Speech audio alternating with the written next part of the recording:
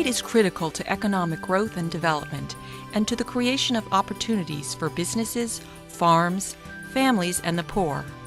Since 1990, world trade has grown twice as fast as the global domestic product.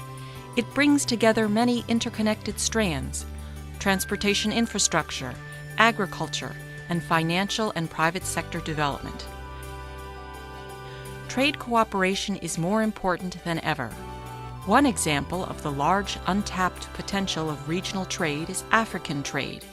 It is still small, with a growth rate of 13% over the last 10 years, but it is the fastest growing part of trade by African countries.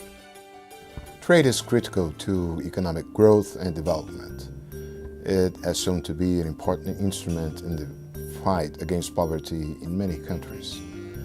Unfortunately, the current financial crisis disrupted trade for a while, and what is clear now is that developing countries will face many challenges in the future. Challenges in terms of a need to diversify their exports, challenges in terms of the need to reduce their costs of transactions. In April, we launched online consultations to help us develop a trade strategy for the World Bank Group.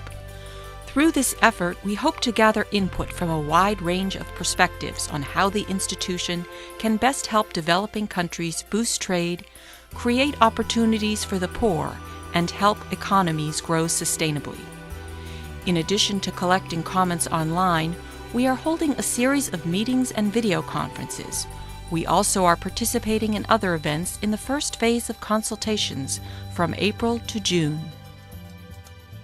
This is a particularly good time to discuss trade in Africa and in low-income countries more generally, because as a result of the global financial and economic crisis, there's been a lot of discussion as to whether the trade-promoting policies and strategies that countries have been following are actually delivering the goods, as the developed markets to which they were selling came crashing down for about a year.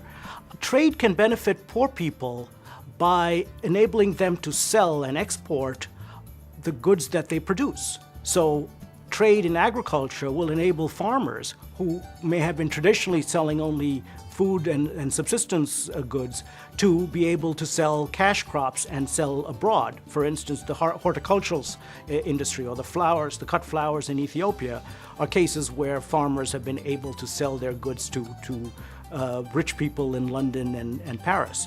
A larger problem that Middle East and North Africa faces across the middle-income countries, which is lack of export diversification. And what one finds is that in most of these countries, either they are concentrated on oil and gas exports, or they are exporting agriculture products or low-valued manufactured products or low-tech products. Not only does this introduce vulnerabilities in the trade structure, but also it impedes their potential to be able to achieve a sustainable economic prosperity. The external consultation is fundamental because the bank needs to listen to countries, to client countries. The bank needs to listen from stakeholders, their opinions, their inputs on what the bank can do.